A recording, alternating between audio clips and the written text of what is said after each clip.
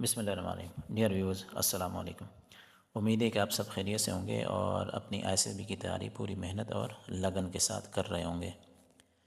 पिछले वीडियो में GTO task series के फर्स्ट टास्क यानी पब्लिक स्पीकिंग के बारे में तफसील से बताया था कि पब्लिक स्पीकिंग को दुरुस्त तरीके से आप आईएसएसबी में कैसे कर सकते हैं। अगर आपने अभी तक ये वीडियो नहीं देखी तो नीचे डिस्क्रिप्शन में इसका लिंक मौजूद है। लिंक पर जाकर आप पब्लिक स्पीकिंग टास्क की वीडियो देख सकते हैं। हमारी आज की वीडियो जीटीओ के इन दो टास्क में आखिरी और सबसे इम्पोर्टेंट बल्कि मुश्किल तरीन टास्क यानी ग्रुप प्लानिंग एक्सरसाइज के बारे में है। इस वीडियो में आप सीखेंगे सबसे पहले इंट्रोडक्शन, उसके बाद structure of group planning exercise, उसके बाद how group planning exercise is conducted, और इसके बाद आपको बताएंगे what GTO assesses in this task. उसके बाद की गाइडलाइंस फॉर प्लानिंग और कॉमन मिस्टेक्स टू अवॉइड, और आखिर में हम एक जीपी सिनेरियो के एक सिंपल एक्सरसाइज करेंगे ताकि आपको ज़्यादा क्लैरिटी मिले। तो सबसे पहले introduction. Group planning exercise basically ये narrative based group planning exercise है, और ये जो आईएसएसबी का जो सिलेक्शन प्रोसेस है, पर्टिकुलरली जो जीटीओ का मॉड्यूल है, उसमें बहुत ही क्रुशियल किरदार अदा करता है। आईएसएसबी ने पिछले चंद सालों में अपने आप को बहुत ज़्यादा ट्रांसफॉर्म किया है और उसने मॉडर्न टूल्स और टेक्नोलॉजीज़ को अडॉप्ट किया है एज़ कम्पेयर टू जो रीजनल एसएसबीज़ हैं इंडिया, बांग्लादेश वगैरह की। तो उसके मुकाबले में पाकिस्तान की जो आईएसएसबी है उसने काफ़ी ट्रांसफॉर्मेशन की है और टेक्नोलॉजिकल एडवांसमेंट उसमें हुई है, और मुख्तलिफ़ किस्म के मेथड्स और टूल्स जो टेक्नोलॉजिकल रिलेटेड है वो अडॉप्ट किए हैं। और इसी में ये narrative based group planning exercise है, जो कि बेसिकली जो पुराना मिलिट्री प्लानिंग होती थी उसका एक एडवांस वर्जन है। जो पुराना मिलिट्री प्लानिंग जिसको कहते हैं, या जिसके नाम से आज भी ये लोग ये एक्सरसाइज मशहूर है, इसको कहते हैं मिलिट्री प्लानिंग। वो पहले फ़िज़िकल 3D मॉडल के ऊपर, जो कि एक टेबल की सूरत में होता था, उसके गिर्द कैंडिडेट्स इकट्ठे होते थे और सिर्फ ग्रुप प्लानिंग होती थी। जबकि जो मौजूदा narrative based group planning exercise है ये स्मार्ट स्क्रीन के ऊपर होती है और उसकी 3D प्रेजेंटेशन होती है। तो अब बात करते हैं structure of narrative based group planning exercise. Narrative based group planning exercise जो है ये बेसिकली 4 पार्ट्स या 4 स्टेजेस पर मुश्तमिल होती है। जो सबसे पहला स्टेज होता है वो उसका होता है इंडिविजुअल प्लान राइटिंग। तो सबसे पहले कैंडिडेट्स हैं, हर एक कैंडिडेट ने अपना इंडिविजुअल प्लान लिखना होता है। उसके बाद प्रेजेंटेशन ऑफ इंडिविजुअल प्लान होता है, वही जो उसने लिखा होता है प्लान उसी को स्मार्ट स्क्रीन के ऊपर प्रेजेंट करता है हर कैंडिडेट। और उसके बाद फिर ग्रुप डिस्कशन होती है उस मॉडल के ऊपर, उस इशू प्रॉब्लम के ऊपर ग्रुप डिस्कशन करके ग्रुप प्लान बनाया जाता है, और लास्ट में फिर प्रेजेंटेशन ऑफ ग्रुप प्लान होती है। तो ये 4 स्टेजेस हैं, इनको मैं आगे फर्दन फिर डिस्कस करूँगा। तो अब ये ग्रुप प्लानिंग एक्सरसाइज कंडक्ट कैसे की जाती है। तो ये चूँकि सेकेंड जीटीओ टास्क है और ये पब्लिक स्पीकिंग टास्क के बाद ये टास्क जो है ग्रुप प्लानिंग एक्सरसाइज ये कंडक्ट होती है। जैसे ही group planning public speaking task ख़त्म हो जाती है उसके बाद फिर ये एक्सरसाइज शुरू हो जाती है। सबसे पहले जीटीओ जो है वो इस टास्क के बारे में आपको ब्रीफ देगा स्मार्ट स्क्रीन के ऊपर कि एक्चुअल में ये टास्क है क्या। तो आप उसकी जो इब्तदाई गाइडलाइंस है या इंफॉर्मेशन है, इंस्ट्रक्शन जो इस टास्क के बारे में वो आपको स्मार्ट स्क्रीन के ऊपर देगा, और उसके बाद आप स्मार्ट स्क्रीन के ऊपर ही 3D ब्रीफ होती है जो वीडियो की सूरत में होती है वो आपको जीटीओ देगा और जीटीओ उसको एक्सप्लेन करेगा। जब मॉडल की ब्रीफ हो जाती है उसके बाद फिर जीटीओ आपको मॉडल का नैरेटिव और क्लिपबोर्ड, आंसर शीट और बॉल पॉइंट देगा। अगर किसी के पास बॉल पॉइंट नहीं है तो बॉल पॉइंट जीटीओ आपको इशू कर देगा। जब ये तीनों चारों चीज़ें आपको इशू हो जाती हैं उसके बाद जीटीओ जो आंसर शीट है उसके जो कंटेंट्स है वो आपको समझा देगा कि आपने इसको फिल करने कैसे करना है या किस चीज़ का क्या मकसद है, ताकि आपकी अंडरस्टैंडिंग बेहतर हो जाए और आप दुरुस्त तरीके से अपना प्लान लिख सकें। तो आप बात करते हैं first stage of group planning exercise जो कि इंडिविजुअल प्लान है।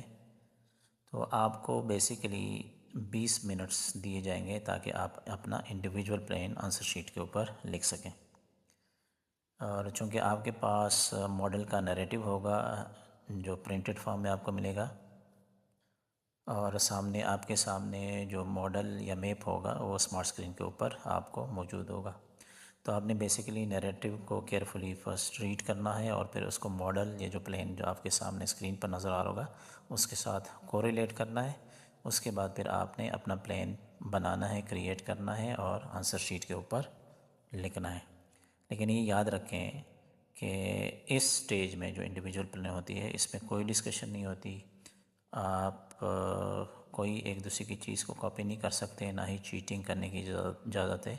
और जीटीओ के हर रूम में कैमरा और माइक मौजूद होता है, तो आपने ये काम बिल्कुल भी नहीं करना। ये आपका इंडिविजुअल प्लान ही होना चाहिए। इसमें अगर आपकी कोई भी मूवमेंट हो, आपने दूसरे की प्लान को देख लिया या उसको फॉलो किया या किसी के साथ कुछ डिस्कस किया, तो आप ये बिल्कुल नहीं कर सकते। अगर आपको कोई प्लेन के बारे में कोई सवाल है, तो जब आपको प्लेन की ब्रीफ दी जा रही हो तो उस वक़्त आप सवाल कर सकते हैं। अपने जो क्यूरी की क्लेरिफिकेशन है वो उस वक़्त कर सकते हैं, दरमियान में आप नहीं कर सकते। उसके बाद फिर सेकेंड स्टेज शुरू हो जाएगा और इंडिविजुअल प्लान जो आपने बनाया, हर कैंडिडेट ग्रुप में 8 बंदे हैं, 10 बंदे हैं, 12 बंदे हैं, जितने भी बंदे होते हैं, यूजुअली 10 ही होते हैं आजकल। तो हर इंडिविजुअल कैंडिडेट ने अपना अपना प्लान जो उसने लिखा है वो प्रेजेंट करना है स्मार्ट स्क्रीन के ऊपर। तो सबसे पहले आप नैरेटिव क्लिपबोर्ड और अगर पेन है आपका तो वो वापस अपनी जगह पे रखेंगे, और जो आपका प्लेन होगा जो आपने लिखा है वो आप जीटीओ के हैंड ओवर करेंगे। और उसके बाद फिर आप स्मार्ट स्क्रीन पे जाकर अपने प्लेन को एक्सप्लेन करेंगे, प्रेजेंट करेंगे। तो इसमें जो केज पॉइंट है, ये जो इम्पोर्टेंट पॉइंट ये है, टिप है, वो ये है कि you should not deviate from your written plan. बहुत सारे कैंडिडेट ऐसे होते हैं जब वो बाकी प्लान सुन लेते हैं तो उनको पता चल जाता है कि मैंने तो गलत लिखा है, उनको अब उनके अपने ख्याल के मुताबिक, तो वो दूसरे के प्लान को कॉपी करते हैं। आपने ये गलती कभी भी नहीं करनी। मैं ये बात बता रहा हूँ, रिपीट कर रहा हूँ कि आपने सिर्फ़ और सिर्फ अपना प्लान ही प्रेजेंट करना है, व्हाट्सएवर। इवन अगर आपको लग रहा है कि आपका प्लान गलत है, फिर भी आपने अपना ही प्लान जो लिखा हुआ है, क्योंकि आपने उसको जीटीओ के हैंड ओवर किया है, जीटीओ उस वक्त उसको देख रहा होता है। तो अगर आपका रिटर्न प्लान कुछ और है और स्मार्ट स्क्रीन पे जाके आप किसी और का प्लान प्रेजेंट कर रहे हैं, तो it will go against you. तो ये काम आपने कभी नहीं करना। जब सारे कैंडिडेट्स अपना अपना प्लान, इंडिविजुअल प्लान प्रेजेंट करेंगे, उसके बाद फिर थर्ड स्टेज शुरू हो जाएगी। थर्ड स्टेज में ग्रुप बैठकर ग्रुप डिस्कशन करेगी और उसके बाद फिर वो एक प्लान बनाकर जीटीयू को प्रेजेंट करेंगे। तो जिस तरह मैंने पहले बताया कि सारे जितने भी कैंडिडेट हैं जो उन्होंने फ़र्दन अपने प्लान दे दिए, उसके बाद फिर वो आपस में बैठ के इसको डिस्कस करेंगे। फर्स्ट आपके पास टोटल 15 मिनट्स का टाइम होगा इस डिस्कशन के दौरान, डिस्कशन के लिए। और चूँकि हर एक ने अपना अपना प्लान दिया होगा, तो हर आपको ये अंदाज़ा हो गया होगा कि किसका प्लान ज़्यादा बेहतर है। तो आप कोशिश ये करें कि इन 15 मिनट्स में एक एग्रीएबल कोई प्लान बना लें या किसी एक प्लान के ऊपर कंसेंसस आप बना सकें। या अगर कोई भी प्लान किसी का भी नहीं बना तो इस 15 मिनट्स में आप एक रीज़नेबल या वर्केबल प्लान बनाएं। और कोशिश ये करें कि पूरा के पूरा ग्रुप सिर्फ एक प्लान पर एग्री हो जाए। इसमें एक ऑप्शन होता है, फ्लेक्सिबिलिटी होती है कि अगर कोई ग्रुप के प्लान के साथ एग्री नहीं होता तो वो अपना अलग सा प्लान भी बना सकता है। लेकिन उसको आपको रीज़न्स देनी होगी कि आप ग्रुप के प्लान के साथ एग्री क्यों नहीं कर रहे हैं। तो ये थोड़ा सा फिर टफ़ हो जाता है कि आपने रीज़न देनी होती है। अगर आपके पास कोई सॉलिड रीज़न है तो वो आप दे सकते हैं, लेकिन इसको अवॉइड करें, क्योंकि इसका मतलब ये है कि आप इंडिविजुअलिज़म की तरफ जा रहे हैं, आप ग्रुप के साथ आपका कंसेंसस नहीं बन रहा। ग्रुप डिस्कशन जब हो जाए, 15 मिनट्स ओवर हो जाता है, तो उसूली तौर पे आपको किसी एक पे एग्री हो जाना चाहिए एक प्लान के ऊपर। उसके बाद फिर आप किसी एक कैंडिडेट के लिए वोटिंग भी कर सकते हैं कि अगर 2-3 कैंडिडेट्स हैं वो ग्रुप प्लान प्रेजेंट करना चाहते हैं तो वो वोटिंग करके किसी एक को नॉमिनेट कर दें जिसको ज़्यादा, या जीटीओ अगर किसी को चाहे तो वो भी नॉमिनेट कर सकता है। आपको जो ग्रुप प्लान प्रेजेंटेशन के लिए 10 मिनट का टाइम दिया जाएगा, लेकिन ये ख्याल रखें कि जो कैंडिडेट इस प्लान को प्रेजेंट करेगा वो ही सिर्फ बोलेगा, बाकी जो रेस्ट ऑफ द कैंडिडेट है वो नहीं बोलेंगे दरमियान में जब प्लान प्रेजेंट कर रहा होगा कोई कैंडिडेट, और ना ही कोई वो जो बैठे हुए हैं कैंडिडेट्स हैं वो कोई सजेशन दे सकते हैं। हाँ, अगर किसी को इख्तिलाफ़ है, कोई गलत है, तो वो हाथ खड़ा कर सकता है। अब अगर जो ग्रुप का प्लान जो कैंडिडेट प्रेजेंट कर रहा हो, अगर उसका प्लान फेल हो जाए तो इसका मतलब है कि पूरे ग्रुप का प्लान जो होता है वो फेल हो गया है। उसके बाद जीटीओ अगर चाहे तो किसी और से भी ट्राई करा सकता है, लेकिन ये ज़रूरी नहीं। तो अब सवाल पैदा होता है कि what GTO assesses in group planning exercise. तो ये जो टास्क है ये बड़ा ही इम्पोर्टेंट है, और जो लीडरशिप की जो कोर ट्रेड्स हैं या क्वालिटीज़ है उसको ये हाईलाइट करता है किसी भी कैंडिडेट के लिए। तो जो सबसे पहली चीज़ जो है वो है planning and problem solving ability of a candidate. इस टास्क के ज़रिए जज की जाती है कि कोई कैंडिडेट जो है कितना इफ़ेक्टिवली किसी इशू को आइडेंटिफाई कर रहा है और उसको एड्रेस कर रहा है उस पर्टिकुलर सिनेरियो को जो आपको उस पर्टिकुलर मॉडल में या प्रॉब्लम में दिया गया है।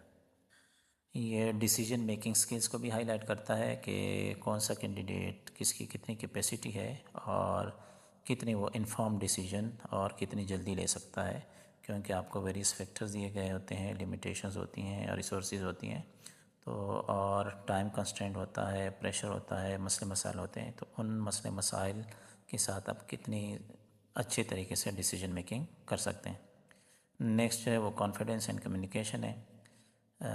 चूँकि ये स्ट्रक्चर ही इस तरह किया गया है कि इसमें आप प्रेजेंट करते हैं तो प्रेजेंटेशन में आपकी कॉन्फिडेंस है या नहीं है, अपने आइडिया को, अपने प्लान को आप कितने क्लैरिटी के साथ और लॉजिकली कम्युनिकेट कर सकते हैं या नहीं कर सकते हैं, तो ये चीज़ भी जज की जाती है। इसके साथ आपकी जो सोशल स्किल्स हैं वो भी चेक की जाती हैं। सोशल स्किल इस तरह से चेक की जाती है कि आपके साथ जो बाकी कैंडिडेट्स हैं 8-10 जो आपके ग्रुप में हैं उनके साथ आप कोलैबोरेट कर सकते हैं या नहीं कर सकते हैं। जो मुख्तलिफ़ लोगों ने प्लान बनाए हैं वो अपने प्लान के साथ इंटीग्रेट कर सकते हैं या नहीं कर सकते। उनके जो आइडियाज़ हैं उसको आप एडॉप्ट कर सकते हैं, नहीं कर सकते हैं अगर वो दुरुस्त हैं। तो चूँकि ये पूरा ग्रुप है, पूरा ग्रुप बिहेवियर चेक होता है, तो ग्रुप के लिहाज से आपकी जो सोशल एडेप्टेबिलिटी है वो कैसी है, ये सारी चीज़ें चेक होती है। इसके साथ ही जो आपकी जो टाइम मैनेजमेंट है, रिसोर्सेज मैनेजमेंट है, वही चेक की जाती है कि आपको जो with in the given time है उसमें आप चीज़ें कर सकते हैं, जो रिसोर्सेज आपको दिए गए हैं उसको सही तरीके से आपने यूटिलाइज़ की, यूज़ की। तो ये सारी चीज़ें बुनियादी तौर पर चेक होती हैं इस एक्सरसाइज में या इस टास्क में।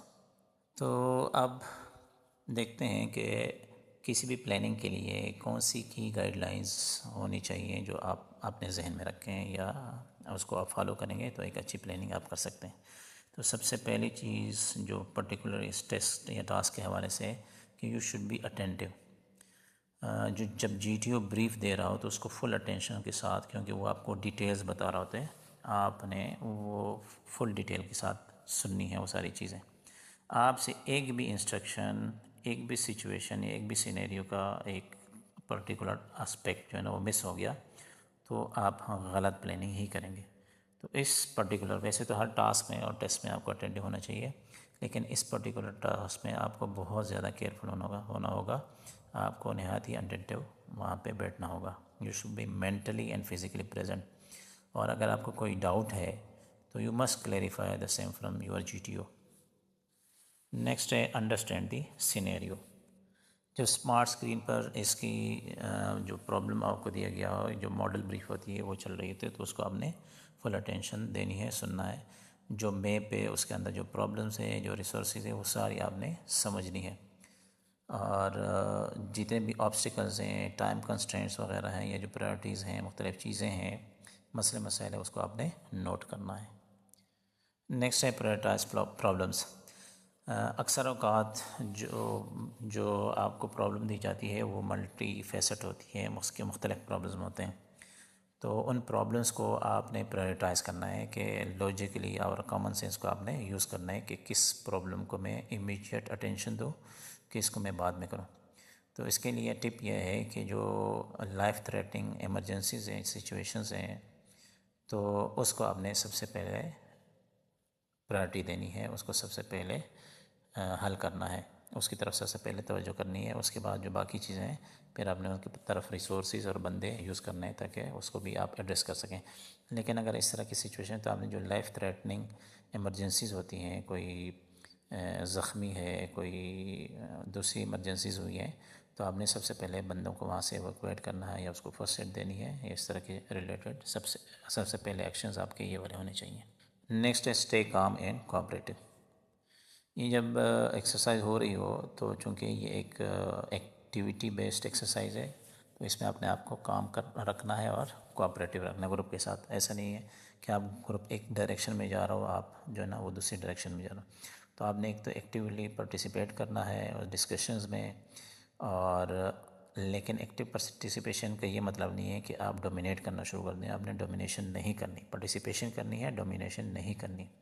आप जो है ना एक फ्रेंडली और रिस्पेक्टफुल टोन में अपनी बात समझाएं और कोशिश करें कि लोग आपकी बात पे एग्री करें। नेक्स्ट है कम्युनिकेट क्लियरली। जब आपके पॉइंट्स लॉजिकल होंगे तो उसको आप डिस्कशन के दौरान भी और प्रेजेंटेशन के दौरान भी लोगों को अच्छे तरीके से कम्युनिकेट कर सकेंगे। तो हमेशा जो ओवर कॉम्प्लिकेशंस होती हैं या बहुत ज़्यादा जो है कॉम्प्लिकेटेड किस्म के प्लान्स, उनको अवॉइड करें। सिंप्लिसिटी और प्रैक्टिकलिटी को मद्देनज़र रखें। सिंपल और प्रैक्टिकल प्लान बनाएं और पॉइंट दें तो आपके लिए आसानी होगी। नेक्स्ट है फोकस ऑन टीम वर्क। चूँकि ये एक्सरसाइज इसका मेजर पोर्शन जो है ना वो ग्रुप बेस्ड है और आपने एक टीम प्लेयर की तरह, टीम मेंबर की तरह इसमें एक करना है, कोलैबोरेट करना है दूसरों की तरफ। आपने अपने प्लान के ऊपर इंसिस्ट नहीं करानी, ठीक है। जिस तरह पहले जिक्र किया है कि आपने डोमिनेट नहीं करना ग्रुप को, तो इसी तरह आपने अपने प्लान के ऊपर इंसिस्ट नहीं करना। अगर किसी के पास कुछ अच्छा आइडिया है तो आप जो है ना उसको एडॉप्ट करें और उस ग्रुप प्लान में या जो है ना उसको शामिल करें। दूसरे के अच्छे आइडियाज़ को आप अप्रिशिएट करें, ना कि सिर्फ अपने ही पॉइंट के ऊपर इंसिस्ट करें। नेक्स्ट है थिंक लॉजिकली एंड स्ट्रेटेजिकली। जब आप अपना प्लान बना रहे हैं या ग्रुप को प्लान में आप कोई सजेशन दे रहे हैं तो आपकी अप्रोच जो ना वो सिस्टमेटिक होनी चाहिए, ताकि वो जो पर्टिकुलर प्रॉब्लम है उसका आप सिस्टमेटिकली हल करें, उसका सोल्यूशन निकालें। जो अनरियलिस्टिक सोल्यूशन होती हैं, हवाई किस्म की चीज़ें या जो है ना बहुत ज़्यादा रिस्की चीज़ें, उसको अवॉइड करें। और ये टिप भी है कि ग्रुप प्लानिंग एक्सरसाइज में आपने हमेशा जहाँ पे रिस्क हो उधर नहीं जाना। बेशक उसमें कम टाइम लगे, आपने रिस्क को अवॉइड करना है, रिस्क की तरफ नहीं जाना। तो आप बात करते हैं कुछ कॉमन मिस्टेक्स की जिनको आपने अवॉइड करना है। तो सबसे पहले डोमिनेट दी डिस्कशन। आपने डिस्कशन के दौरान एग्रेसिव नहीं होना, ना ही दूसरे के पॉइंट ऑफ व्यू को आपने बिल्कुल ही ख़त्म करना है। उनकी कंट्रीब्यूशन को भी आपने एडॉप्ट करना है, उनको प्रेस करना है और आपने एग्रेसिव नहीं रहना। नेक्स्ट है पैसिव पार्टिसिपेशन। जिस तरह एग्रेशन या बहुत ज़्यादा डोमिनेटिंग मना है वो नहीं होना चाहिए, इस तरह आपको बिल्कुल भी साइलेंट नहीं होना चाहिए। ऐसा ना हो कि आप बस खामोशी के साथ खड़े रहें। आपने लाजमन पार्टिसिपेट करना है, अपने आइडियाज़ देना है, लेकिन ये याद रखें कि आपके आइडियाज़ लॉजिकल होने चाहिए। जो GTO बैठा होता है वो इसी चीज़ को नोट कर रहा होता है कि आपने सिर्फ participation for the sake of participation नहीं करनी, आपने लाजमन इनपुट देना है और वो इनपुट जो है वो पॉजिटिव होना चाहिए, वो लॉजिकल होना चाहिए। नेक्स्ट जो है वो अनरियलिस्टिक सॉल्यूशंस को आपने अवॉइड करना है। आप ऐसी कोई सजेशंस ना दें जो कि प्रैक्टिकल ही ना हो, और ना ही कोई ऐसे कि जो रियल लाइफ सिनेरियोज़ है उसमें वो इम्प्लीमेंट ही ना हो सके। यूजुअली जितने भी इस तरह के एक्सरसाइजेज होती हैं तो उसमें जो प्रॉब्लम होता है वो रियल लाइफ सिनेरियो ही होता है। तो जो रिसोर्सेज आपके पास हैं आपने उसी के बेस पे ही उसको सोल्यूशन निकालना है, देना है और उसी के मुताबिक ही प्लानिंग करनी है। अनरियलिस्टिक किस्म की प्लानिंग आपने नहीं करनी। Lack of team spirit. कुछ कैंडिडेट्स ये होते हैं कि दूसरे को तक अपने आप को ऊपर लाने के लिए दूसरे की जो सजेशंस होती हैं या जो कह रहे होते हैं प्लान के बारे में, उनको क्रिटिसाइज़ करना शुरू कर दें। नहीं, यहाँ पर में ये गलती है, ये गलती है, इसका ठीक नहीं है। तो ये काम बिल्कुल भी नहीं करना। आप अगर किसी के पॉइंट वैलिड नहीं है तो आपको जो ना एक अच्छे तरीके से, कंस्ट्रक्टिव तरीके से आप उसको बता सकते हैं कि नहीं, आप जो बात कर रहे हैं, आपका ये वाला आइडिया, उसमें ये चीज़ें, क्योंकि यहाँ पे ये रिस्ट्रिक्शंस हैं, ये लिमिटेशंस हैं, तो इसकी वजह से ये यहाँ पे नहीं हो सकता। तो आप इस तरीके से आराम से उसको आज़ाद कर सकते हैं। नेक्स्ट है पुअर टाइम मैनेजमेंट। ये प्लान में बहुत सारी चीज़ें, पॉइंट्स आपके पास होंगे, तो आपने किसी गैर ज़रूरी या लेस इंपॉर्टेंट चीज़ के ऊपर जो है ना ज़्यादा टाइम ज़ाया नहीं करना, उसकी तरफ नहीं जाना। तो उससे जो है ना आपकी टाइम मैनेजमेंट या जो गिवन टाइम है वो उसकी मैनेजमेंट जो है ना बहुत अच्छी हो जाएगी। आप अगर गैर ज़रूरी चीज़ों के ऊपर ज़्यादा टाइम लगाते हैं तो आपके लिए फिर फाइनल प्लान बनाना, टाइम पे कंप्लीट करना मुश्किल हो जाएगा। और last but not the least है इनफ्लेक्सिबिलिटी। आपने इनफ्लेक्सिबिलिटी से बचना है। आप में ये एबिलिटी होनी चाहिए, विलिंगनेस होनी चाहिए कि आपका जो आइडिया है उसको आप जो ग्रुप की फ़ीडबैक है वो उसके साथ एडजस्ट कर सकें। जो इन्फॉर्मेशन, जो डिस्कशंस के दौरान अगर आपको पता चले कि आपका जो आइडिया था या आपने जो प्लान बनाया था वो इतना दुरुस्त नहीं था, तो आप में ये विलिंगनेस होनी चाहिए कि आप अपने आइडिया को, अपने प्लान को अमेंड कर सकें। तो आपको एक्चुअल में फ़्लेक्सिबल रहना है, फ्लेक्सिबिलिटी शो करनी है। तो अब बात करते हैं ग्रुप ब्रेन एक्सरसाइज की, सिनेरियो एक्सरसाइज की। एक छोटी सी एक्सरसाइज करेंगे ताकि आप लोगों को क्लैरिटी मिले। तो ये अभी आपको जो मैप नज़र आ रहा है, इस तरह आपको ISSB में जब ग्रुप प्लान एक्सरसाइज हो रहा है GT आपको एक 3D मैप दिखाएगा, मॉडल होगा। बेसिकली 2D है, तो उस पर इस तरह आपको नॉर्थ डायरेक्शन नज़र आएगी, जिस तरह रेड आपको नज़र आ रहा है, और इस तरह मुख्तलिफ पॉइंट्स आपको GTO के स्क्रीन पे नज़र आएंगे। जिस तरह यहाँ पे नज़र आ रहे हैं, मतलब A पॉइंट है, B है, C है, D, E, F और G और H, और इस तरह मुख्तलिफ किस्म के रिसोर्सेज हैं। इस तरह यहाँ पे बस है, पॉइंट A पे, पॉइंट B पे आपको हेलीपैड नज़र आ रहा है, पॉइंट D पे आपके पास एक टैक्सी है, कार है, F पे भी आपके पास एक हेलीपैड है, और पॉइंट H पे है वो आप डेस्टिनेशन पॉइंट है। तो तकरीबन इस तरीके से आपको चीज़ें दिखाई देंगी। बाकी चीज़ें में जिस तरह आपको ये अभी डिस्प्ले हो रहा है येलो ब्लॉक्स, तो ये बेसिकली डिस्टेंसेस है किलोमीटर में। कलर कोडिंग मुख्तलिफ होगी, वहाँ पे कुछ भी हो सकती है, आपको बता दिया जाएगा कि जो डिस्टेंसेस है आपका ये कलर कोड है। तो इसी की बुनियाद पे एक सिनेरियो होगा, तो और वही आपको नैरेटिव में बन जाएगा। जिस तरह यहाँ पे सिनेरियो है कि you received a call from headquarter ISSB that your ISSB has been scheduled from 16 January at ISSB Quad Center. Your reporting time is 0830 hours.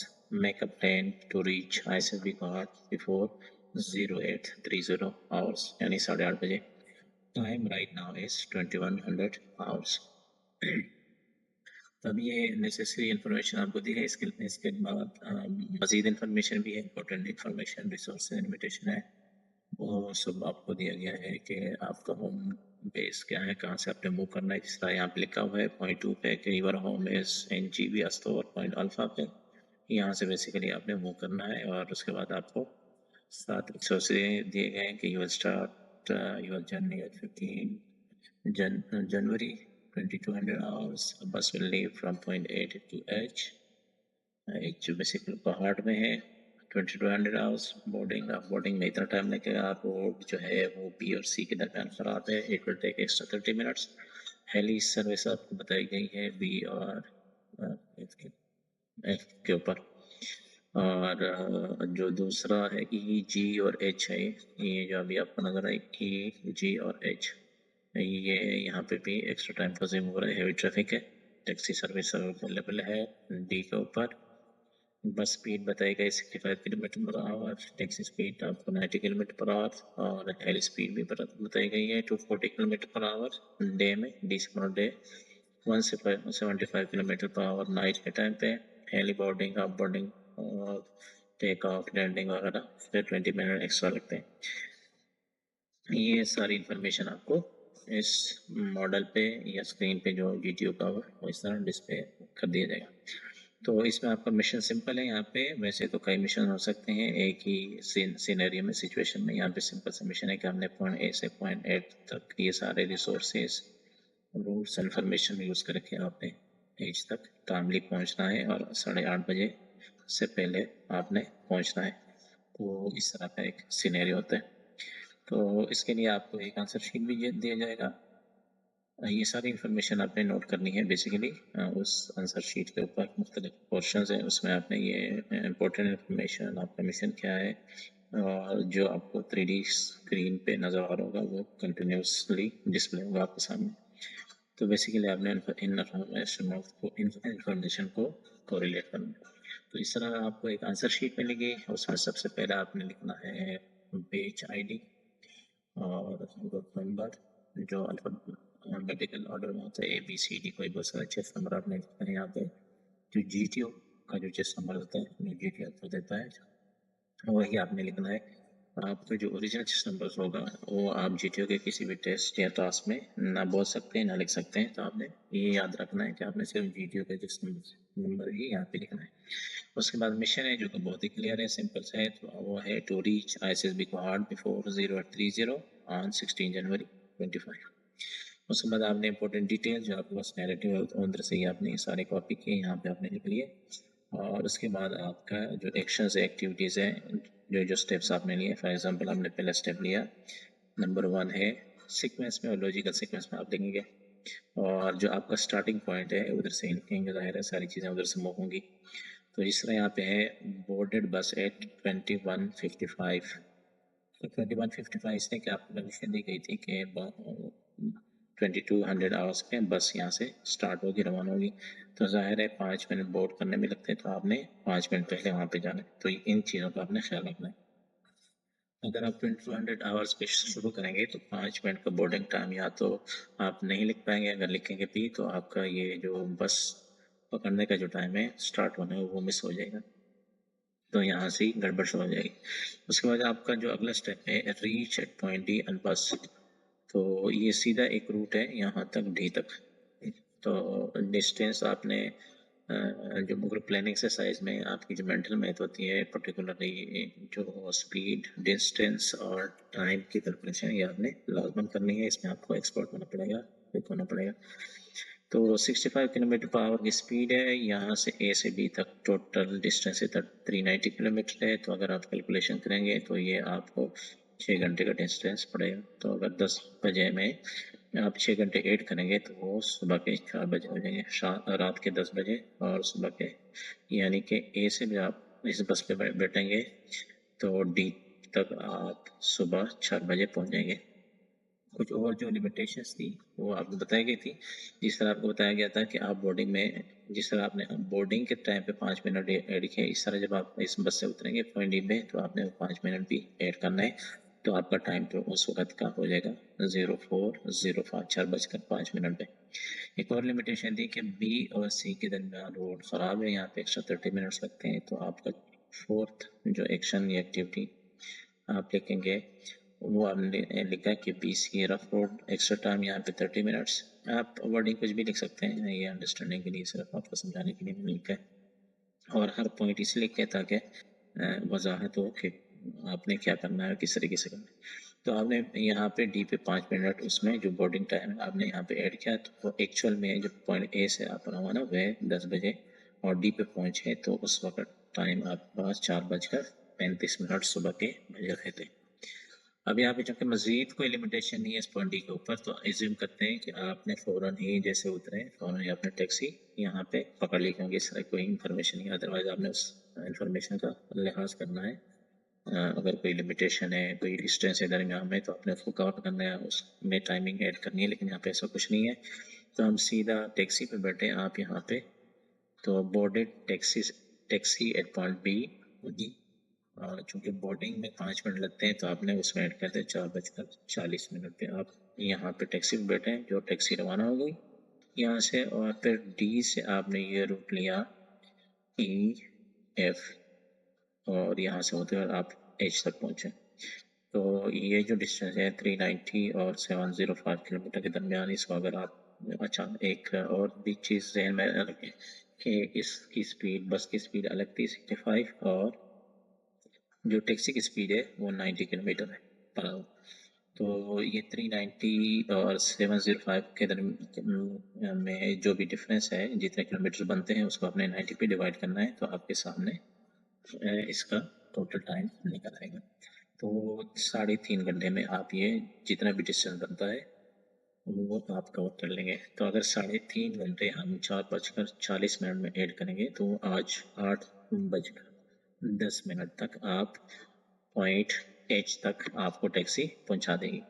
लेकिन यहाँ पे एक और दोबारा पॉइंट कि आपने इन छोटे छोटे पॉइंट्स का ख्याल रखना है कि आप टैक्सी तो यहाँ पे पहुंच गए लेकिन अभी आप उतरे नहीं है, क्योंकि उतरने का आपने अलग टाइम रखना है।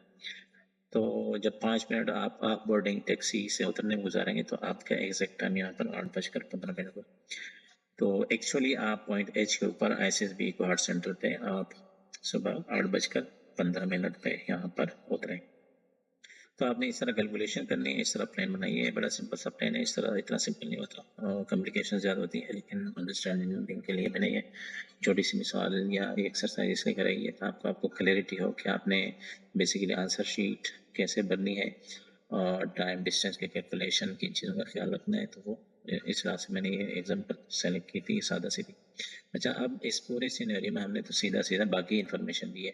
ये जो है आपके पास सामने 2 हेलीपैड है, तो अगर आपके जहन में ख्याल आता है कि हेलीपैड तो सबसे ज़्यादा तेज़ चलता है, तो ये बात वाकई दुरुस्त है कि उसकी स्पीड भी ज़्यादा होती है और क्विक होती है, तो आप क्यों ना इसी रूट को अप्लाई करें। तो इस तरह की सिनेरियो में आपने ये देखना है कि इन हेलीपैड तक आप पहुँचेंगे कैसे। अगर आप पहुँच भी गए तो वहाँ से उतरने के बाद जो आपकी फाइनल डेस्टिनेशन है वहाँ तक कोई आपके पास सोर्स है, जा सकते हैं।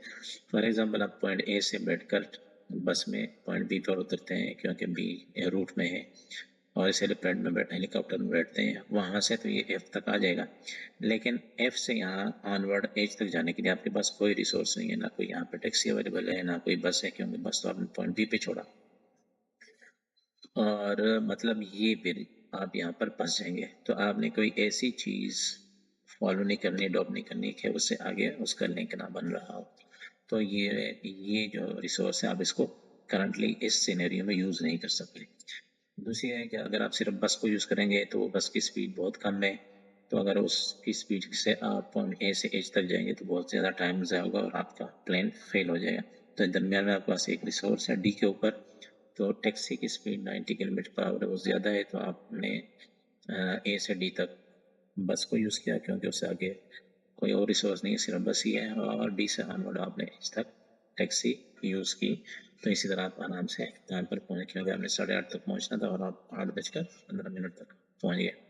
तो आपने इसको इस तरह करना है, इस तरीके से प्लानिंग करनी है और इस तरीके से आंसर शीट पर लिखनी है। अब चूँकि आपने ये इंडिविजुअल प्लान भी फिर प्रेज़ेंट करना होता है GTO को, और फाइनल जो ग्रुप का प्लान होगा वो भी इसी तरह प्रेज़ेंट होगा। तो आपने स्मार्ट स्क्रीन के ऊपर आप इसको लिखेंगे और चीज़ें ड्रॉ करेंगे। तो एग्ज़ाम्पल के तौर पे है कि आप यही चीज़ आंसर आंसर शीट तो आप GTO को जमा कराते हैं। तो जब चूँकि आपने ये प्लान बनाया था तो आपको ये याद होना चाहिए, और आप उसी के मुताबिक ही ड्रॉ करेंगे या प्रेजेंट करेंगे। तो फॉर एग्जांपल आप पॉइंट ए से 21:55 इस तरह हुए, आपने इस तरह पेन के जरिए दे रहे GTO को या ग्रुप को बताया कि मैं यहाँ तक 4:35 पर पॉइंट डी पर पहुँचा, और यहाँ से आपने फिर टैक्सी ली। वो टैक्सी जो है वो वापस यहाँ पर आपने यहाँ पे इस पे सवार हुए डी पॉइंट पे, और ये रूट यूज़ करके जो ई एफ और एच वाला है आपने यहाँ तक जो पॉइंट एच है जो ISSB का सेंटर है 8:15 पर आप इस तरह आराम से पहुँच गए। तो इस तरीके से आपकी प्रेजेंटेशन भी हो जाएगी। आपने स्मार्ट स्क्रीन को भी यूज़ करना है, आपने आंसर शीट में भी पूरा प्लान लिख लिया, और ये इस तरह की अगर आप करेंगे तो इंशाल्लाह आपका जो ग्रुप प्लानिंग एक्सरसाइज का ये वाला टास्क का ये सही तरीके से इस तरह कंप्लीट हो जाएगा। तो लेडीज़ एंड जेंटलमैन, उम्मीद है कि इस तफसीली वीडियो से आपको जीटीओ के इस मुश्किल तरीन टास्क जो कि ग्रुप प्लानिंग एक्सरसाइज है, को समझने में काफ़ी मदद मिल गई होगी और अब आपके लिए ये टास्क करना नहायत आसान हो गया होगा। अगर किसी को इस टास्क के बारे में मज़ीद जानना है या फिर कोई सवाल है तो कमेंट्स में आप पूछ सकते हैं। इंशाल्लाह अगली वीडियो आउटडोर टास्क के पहले टेस्ट यानी प्रोग्रेसिव ग्रुप टास्क पीजीटी के बारे में होगी। तब तक इजाज़त दीजिए, लेकिन जाने से पहले इस वीडियो को लाइक और शेयर कीजिए।